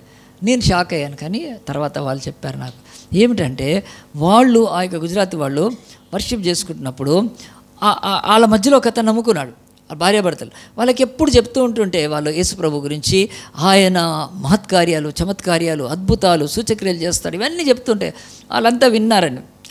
అంతేలా చెప్తూ ఉంటారని వాళ్ళు పాపం పేదవాళ్ళు కొంచెం మామూలు పనులు చేసుకున్నారు.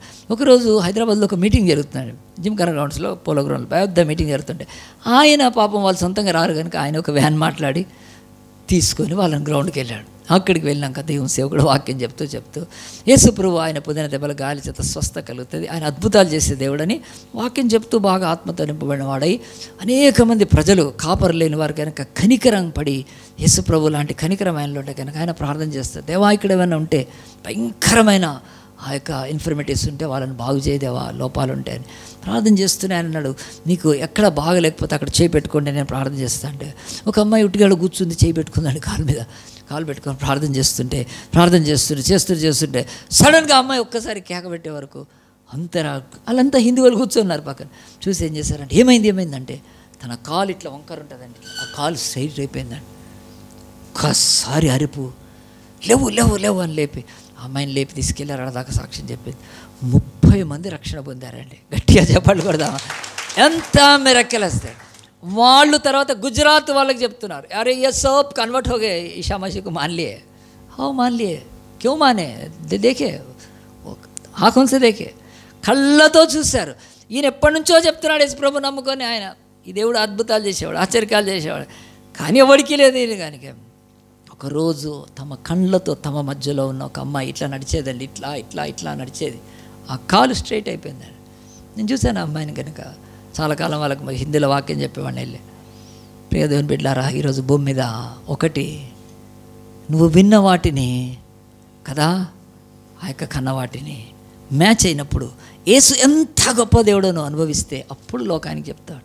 ఎంతమంది గుజరాత్ వాళ్ళు యేసు ప్రభువును నమ్ముకోవటానికి కారణం ఏంటంటే అలాంటి ఒక క్రియను చూసినప్పుడు, ఇక్కడ బైబిల్ కూడా చెప్తుంది, వీళ్ళు పొత్తిగుడలతో చూసినప్పటికీ, ఒక పశువుల పాక దగ్గరికి వెళ్ళినప్పటికీ కంపు అక్కడ ఉంటుంది, అయినా కానీ జీసస్ని, క్రీస్తుని రక్షకుడిని చూసి ఆ సంతోషంతో వాళ్ళు వెళ్ళినప్పుడు అనేకులకు ప్రచురణ చేస్తే బైబిల్లో రాయబడింది, అనేకులు ఆశ్చర్యపోయారు. ఈ కాపర్లు, ఈ గొర్రెల కాపర్లు ఏం చూశారని చెప్పి ఆశ్చర్యపోతూ దేవుణ్ణి మహిమపరిచారు. కనుక ఇక్కడ 3 సంగతులు చెప్తుందండి.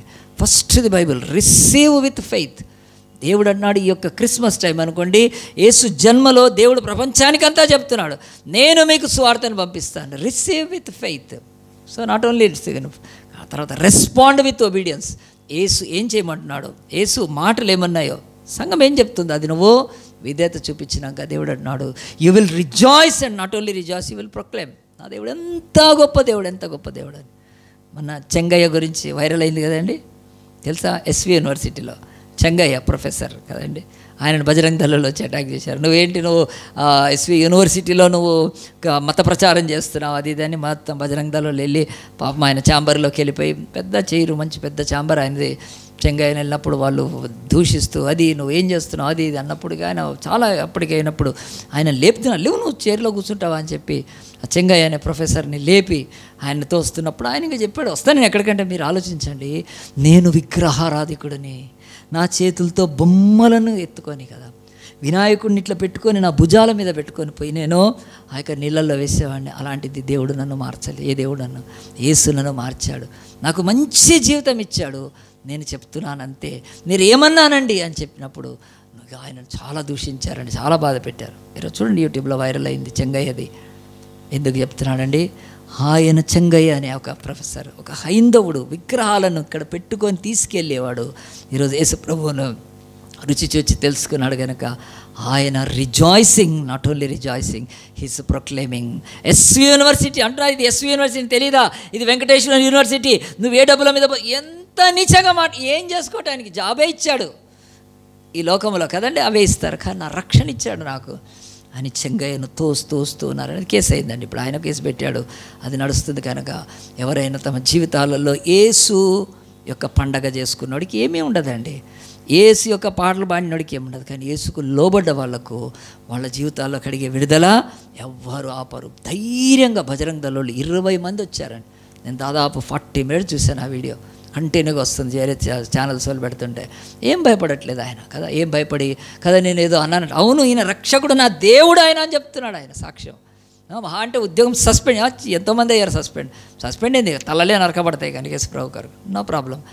వాళ్ళు ఎంత చక్కగా ఈ యొక్క కాపర్లు వెళ్ళి ప్రకటించారంటే, దేవుడు మనతో చెప్తున్నాడు, యేసు జన్మించిన ఈ నెల అనుకుంటుంటే నీ జీవితంలో దేవుడు, పరలోకంలో దేవుడికి, పరలోకానికి నుంచి భూమికి వచ్చే ఆ యొక్క సమాచారం దూతలకు తెలిస్తే, భూమి మీద 2 మరియ మార్త కాకుండా ఈ యొక్క కాపర్లకే తెలిసింది. ఎందుకు తెలిసింది అని అంటే, దేవుడు మనకు చెప్తున్నాడు, నీ జీవితంలో భూమి మీద ఎంత తక్కువ స్థాయి వరకైనా యేసు అందుబాటులో ఉంటాడు. అలాంటి ఆయన వాళ్ళకి చెప్తున్నాడు అని అనుకుంటే దాంట్లో సంపూర్ణం కాదండి. లాస్ట్ 2 మాటలు మంచిగా వినండి. భూమి మీద తెలిసిన వాళ్ళు ఇద్దరు, మరియమ్మ, యోసేపు. సో మరియమ్మ గురించి వదిలేసే, ఆమె హోమ్ మేకర్ కదా, హౌస్ వైఫ్ లాగా. ఎవరు? యోసేపు ఏం చేస్తాడు? చెక్క పని చేస్తాడు. సో భూమి మీద ఫస్ట్ కార్పెంటర్కి బయలుపరుచుకున్నాడండి దేవుడు. కార్పెంటర్ కనుక ఆ కార్పెంటర్ ఏం చేస్తాడు?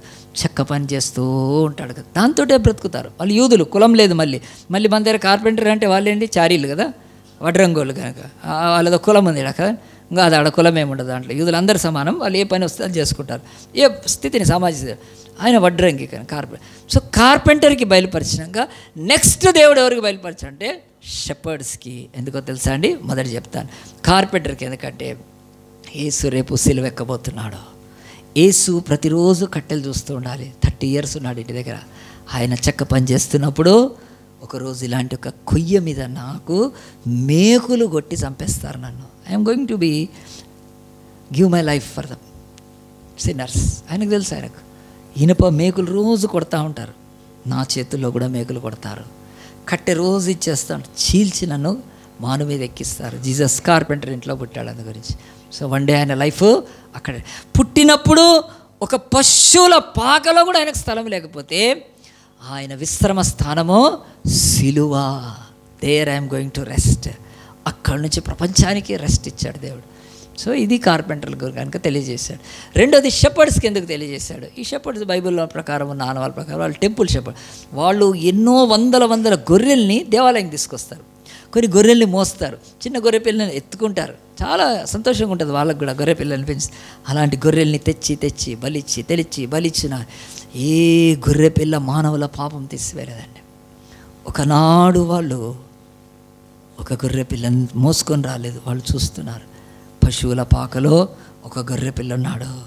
ఆయన తలకు ముళ్ళ కిరీటం పెడతారు, ఆయన కాళ్ళు చేతులు పొడి చేస్తారు, ఆ యొక్క రక్తం చిందిస్తారు. ఈ లోక పాపములను మోసుకొని పోయే గొర్రె పిల్లను దేవుడు ఫస్ట్ గొర్రెల కాపలకు బయలుపరచాడు. గట్టిగా చెప్పాలి కొడదామా? దేవుడు ఎంత మంచి దేవుడు. ఇక మీరు ఏ గొర్రెను తీసుకొని రానక్కర్లేదు. లోక పాపములను మోసుకుపోయిన గొర్రె పిల్లని చూడండి.